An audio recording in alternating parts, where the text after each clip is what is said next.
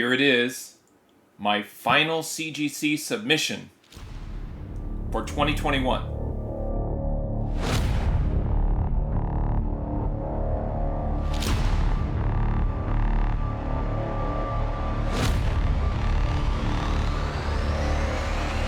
Hey there, today I have a CGC unboxing. There are 10 slabs in here. I sent these in probably mid-December of 2021, so about a 4-month turnaround.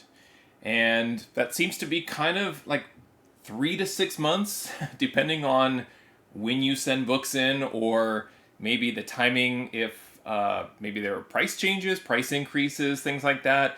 I feel like sometimes they do like a last in, first out kind of queue. I don't quite understand it, but the turnaround times are really kind of wild and all over the place. But I think for right now, I'm kind of expecting maybe somewhere between 3 to 6 months turnaround just for straight value. I did not add any sort of rush or express. I know other people want to do that because they're in such a hurry to get these books back and then flip them. But these are books, these are prized possessions. I'm going to hang on the wall, keep for the PC. I might sell a couple, but I'm never in a hurry to get slabs back like other people are. So I'm part of the problem because I send multiple submissions out with the cheapest tier possible. And I'm happy to just wait. And I wait so long that I'm so excited to open this and see what's inside. I am vaguely familiar or aware with what's in here. I don't check. So that's another thing when people do their unboxing and they're like, "Oh, what did I get?" Or they put the painter's tape and they don't know what the grade is. They all know what the grade is. But I like to really surprise myself, and I don't look. I get that notification that the CGC shipment has been sent out, and I get the tracking number, and I save it for my unboxing videos so you can see my reaction. I also don't do the whole like, well, I was hoping it would be a 9.2. Oh, look, it's a 9.6. I expect all these books to be 9.8. So if they're not, then you'll definitely see my surprise. If they are, I'll be ecstatic. So let's get this box unopened, and I'll talk a little bit about my strategy for how I submitted these books or why I submitted them. And this is tied back to a video I did a long time ago where I was selecting which books I would send in. There's a little bit of an interesting note that I want to point out there when I get to it. But let's get the slabs out of here. Let's get this box unopened first. Okay, here we go. So this is a 10 book order. I typically send in about 8 or 10 books at a time. I don't do pre-screen. I don't believe in pre-screen. Again, other people have different reasons for why they send books in for grading. These are my books. I believe in myself to either grade accurately or inaccurately, right? So if I'm grading incorrectly, I still believe that the book that I'm sending in has value. I'm not sending in some brand new cover price book that only has value in a 9.8. You know, that's one reason why you might want a pre-screen is maybe you've heavily invested in a brand new release book and you've got 25 copies and you want to send all 25 in. Totally get that, totally respect that. But these books that I send in are typically either new releases that I feel is a 9.8 all day long, or they're older books that if they don't get the 9.8, I'm still happy with a high grade. So let me unbox this and let's get to it.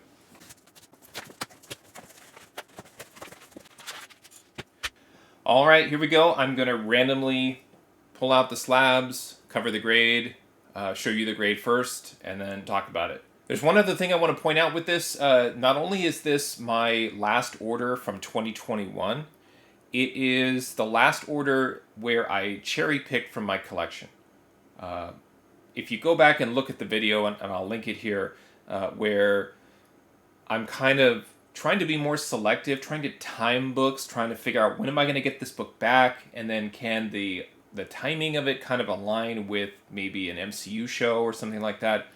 Since then, I use a lot of my analysis that I do in my spreadsheet work so that I have everything listed from like most valuable book all the way down to books that still have value that may, I try and find books that are like $100 or above in value, because I found that some of the books I was getting back maybe didn't have a lot of value in 9.8, but for some reason I thought the cover was cool, or I figured, maybe there was some potential for growth or something like that. And I mention that because it's kind of a mixture of books. It's not books that maybe necessarily have a super high value in 9.8, but they're books that I believe have some sort of connection to things. And I think that'll make sense as we go through it. So finally, I promise, here we go. All right, now we'll kind of grab them facing forward, and I'll just grab the books from the front. Here we go. All right.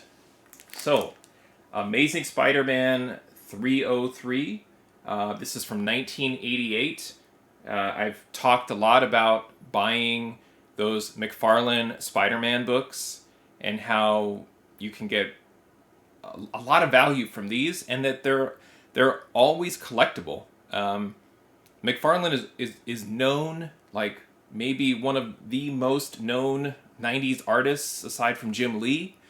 So he's always going to have a following, and even though these books have a high print run, I believe that there's desirability in these books being a 9.8. So let's take a look at the first book and see which grade it got.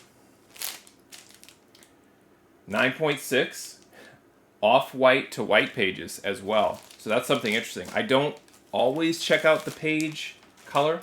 It's still a beautiful book. 9.6 McFarlane, and this is a Sandman and Silver Sable appearance. And I'm looking at it, and the other thing I'll note is none of these books were pressed. So I didn't press them. I didn't send them through CCS. So that is something that I think I will kind of learn from going forward. That, or I guess it's a question I have, is should you press any book that you're sending in for grading? I believed that this one was going to be a 9.8 without a press, but I was wrong. I'll take the 9.6. A little bit disappointed with the off-white to white pages, but still, great McFarlane cover, great Spider-Man book. Okay, so not a 10 for 10 on 9.8, but 9.6. Let's take a look at the next book. Avengers 189 from 1979, and 9.4 off-white to white pages. All right. So, again, I believe that all of these books were 9.8. So I don't want to sit here and say I thought this was a 9 and I got a 9.4. I thought it was a 9.8. Yeah, I'm just questioning myself at this point. What I'm doing is I'm checking to see right now if there was any damage in transit, and I don't see any. The slab's in good shape, by the way. There's no cracks, no scrapes, no scratches, which is great. Right in the middle of the spine is a crease and a dent. Yeah, so this is something, it's kind of taking me back, and also the top really should have been pressed. It's taking me back to that time where I was putting this order together. And I'm thinking to myself, did I truly have 10 books that were worthy of sending in for grading? And I'm not trying to make excuses right now, but that's where I said I've shifted my strategy. So hopefully in future CGC unboxing, you'll kind of see a difference here. But in particular with some of these older books, back in December was right when I was starting to really get into acquiring books from Mile High Comics. And this was one of those books that I got straight away from Mile High, didn't press it, didn't clean it, and just sent it in as is. And so that's the risk. Another off-white to white pages, by the way. Let's keep going.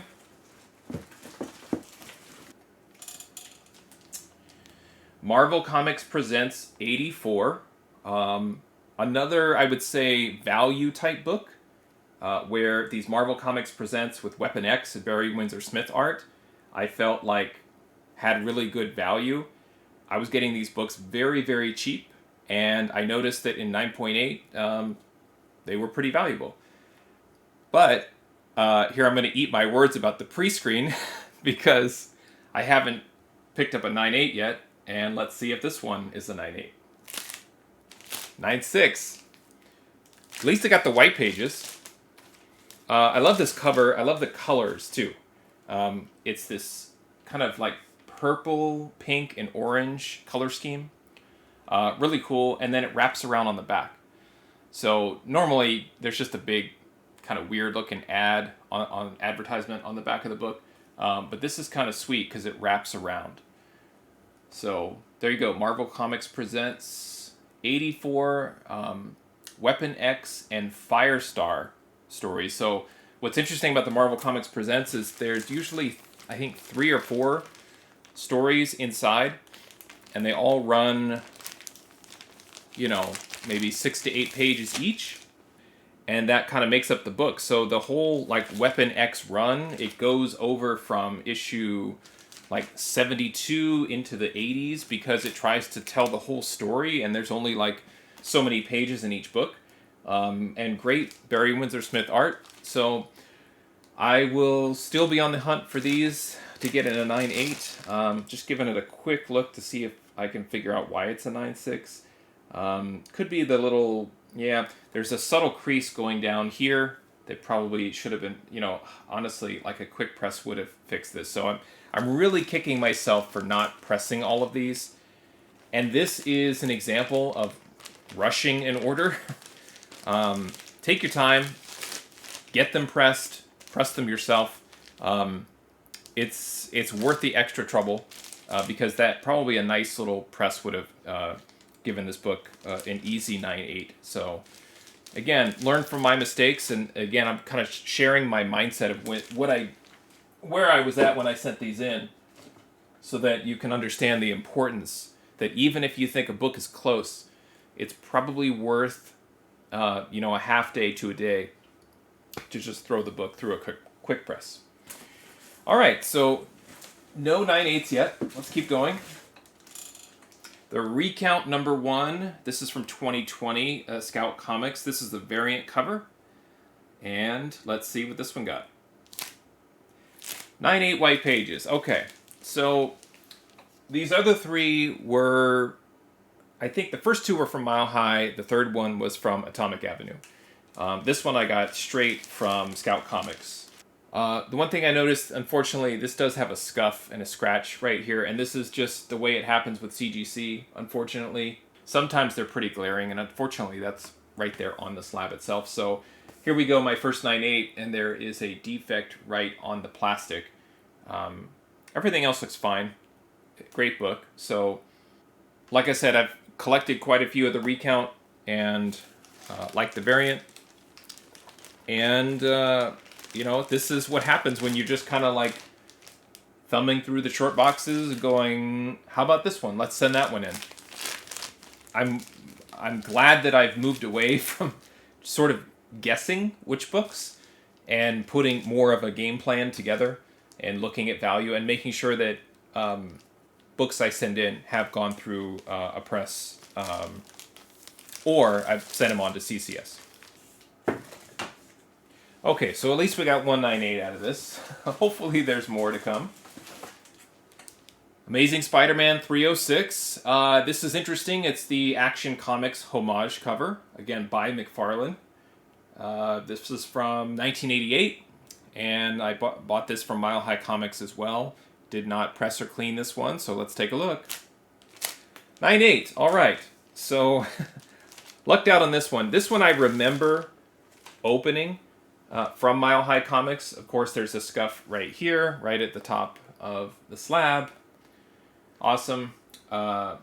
It's minor. It's like maybe a quarter inch, half inch. But I remember opening this up in that Mile High Comics order, and it did get the white pages as well. And I like instantly saw and knew, okay, this is a 9.8 candidate. So super cool to get this one. Love the Action Comics homage. Kind of like early McFarlane homages, and now he's notorious for doing this with his Spawn covers and tying them back to Amazing Spider-Man. So really, really happy to have this one in a 9.8. And again, this is one of those like sneaky hidden value books. Okay, things are looking a little bit better now. Couple of 9.8s. We are halfway through. Next one, Amazing Spider-Man 359. This is from 1992.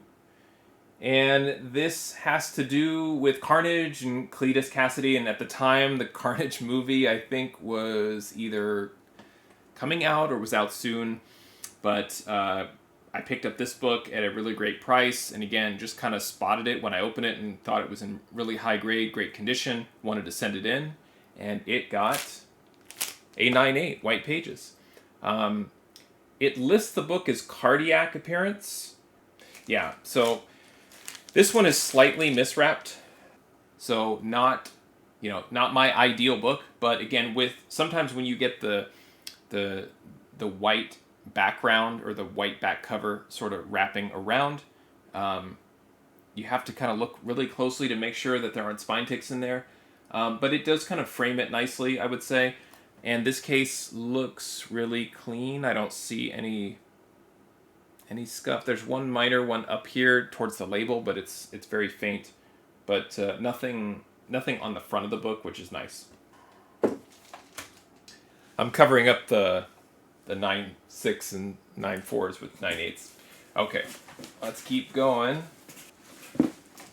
All right, now these books that I just showed you were sort of cherry-picked. And like I said, I was thinking, what is my mindset going into this order back in December? I'm trying to think back to December. What was I thinking? What was I looking for? I was looking for Moon Knight books. I did a whole video breakdown of thinking about the timing of your CGC order, and I had this stack of Moon Knight books, and I realized after I recorded the video that I was not allowing enough time between sending in the books and when the Moon Knight show was supposed to drop. So I rushed it. I didn't press. I took the stack of Moon Knights that I did want to send in and I put them aside and just said, I'll have to press these. And then I didn't. This was supposed to be a 10-book Moon Knight order, and now I'm thinking, well, if some of these books were coming back 9.4, 9.6, maybe I should have just sent them in anyway. But they needed a press. I knew they needed the press, and I just got lazy.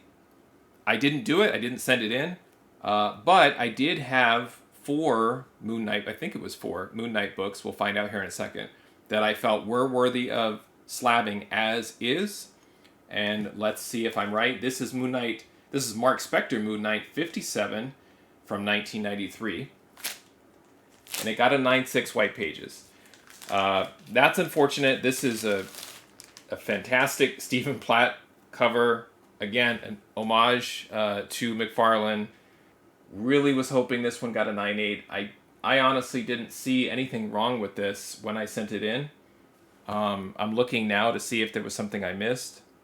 Yeah, I'll have to inspect it more closely, but I'm still not seeing it. The spine looks pristine, so I don't know what happened here. Pretty detailed label. Spider-Man appearance, pinups by Bill Sienkiewicz, Amazing Spider-Man number 301 cover homage. That's a little bit of a bummer. Of all the books, this is probably the one that I wanted to have in a 9.8 and got the 9.6, so, well, there you go. All right. 3 more. Moon Knight number 6 from 2016, and this is the variant. So this one, if you're watching the Moon Knight series on MCU and you watched episode 4, what a great show. What a great twist. I'm loving it. I'm loving trying to figure out what's going on. I'm loving all of the personalities, the Moon Knight versions that we're seeing. And this cover has it all, and it's a story thus far, I believe, cover. There's just not a lot of these. There's not a lot of these graded, So the actual fair market value of this is a little bit tough.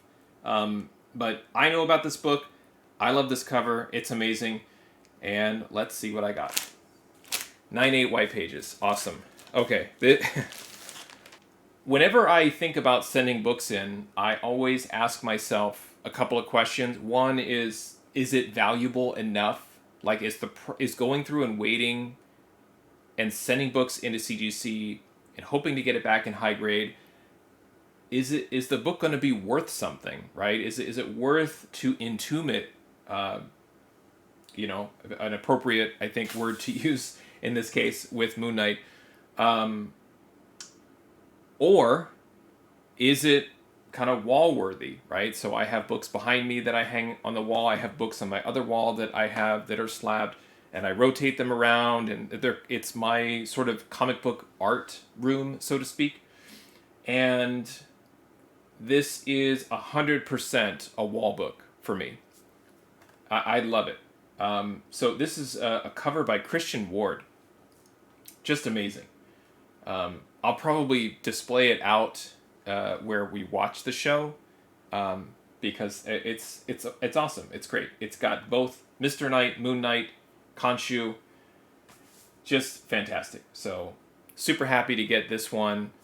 I don't know like how known this variant is, but I don't care. I love it. It's one of my favorite Moon Knight covers. It's great. All right, next one. Okay, same book. I have 2 of these. I loved it so much, I sent them in. Now, here's another thing. I have heard on other channels, I've heard them talk about how if you send 2 of the same books in, that you may not always get the same grade on the book, that the grader may compare those 2 books and then give one a higher grade and the other one a lesser grade, even though maybe independently they would be worth the same grade. I don't know if that's true, but I have stopped sending the same book in the same order. So if I have 2 copies or 3 copies of something I want to get slabbed, I just spread them out across multiple submissions. So this is there's a lot of lasts in this video here. This will be the last time that I send 2 books in that are exactly the same in the same order. Let's see if that theory holds up here with Moon Knight number 6 from 2016. Okay, so forget everything I just said. Another 9/8. So wonderful. Love it. Great bookends. Just fantastic.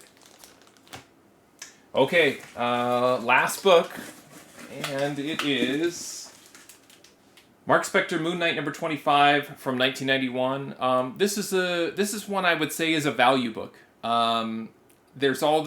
Everyone is now talking about character team-ups or first appearance of 2 characters in the same book together. I think a lot of it is a reach. I don't believe that we'll see Moon Knight and Ghost Rider. I'd love to be wrong. I would love, like 6 years from now, to see like a Midnight Suns 2 movie trailer come out where Moon Knight and Ghost Rider are on the same team or something like that. It's not that I don't want to see it. I just feel like the hard push for team-ups and first time 2 characters appeared together, or first time the team... I don't know. I'm just not into it. However, what I am into is value. This book is still affordable to get raw. And out of that stack of Moon Knight books that I was speculating on to try and send in, this was one book I kept in the mix because I thought it was a 9/8. And this book got a 9/8. All right, so at least we ended on a high note. It's a great cover. Dennis Cowan did the cover on this one. And again, fits the theme of Moon Knight.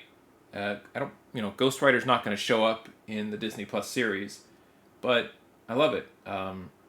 So there it is. That is the CGC unboxing. Kind of a mixed bag. Do I think that CGC is grading harsher and that's why I didn't all get 9/8? No. It was all my fault. it was completely my fault because I think that I was in such a hurry to get an order out to CGC. I didn't consider pressing some of the books, really looking at them more closely. And all of this is a learning experience. You can watch my videos and you can watch other videos and unbox and hear the stories, but the reason that we share the experience, I believe, is to help educate. You can't slab everything. You can't just send in something and think, yeah, this book needs to be graded. A lot of times you have to kind of learn for yourself. You have to send your own books in. You have to do what I did and just say, no, these don't need to press. I know what I'm doing. And then you come back and you're like, I knew it. I knew that the right thing to do was to take my time, be patient, press the books, send them to a presser that you trust, and then send them in. So I think going forward, I am not going to send any more books unless they're brand new moderns. But even then, here I say that, I may eat the words, but I really feel like every book you send in has to have just a little bit of extra love and attention has to be given to the book. And if there's anything that even there's a slight crease or anything, just press it. The modern quick press is super easy to do, and even the olders with the newspaper, they're just not as delicate as the new books, so much easier to also quick press. So I do feel a little regretful, but on the other hand, I'm much more motivated now to take my time and do it the right way. So there you go. I hope you enjoyed this CGC unboxing video. Regardless of the grades, I love the hobby. I love these books. I appreciate you watching. Happy collecting, and see you next time.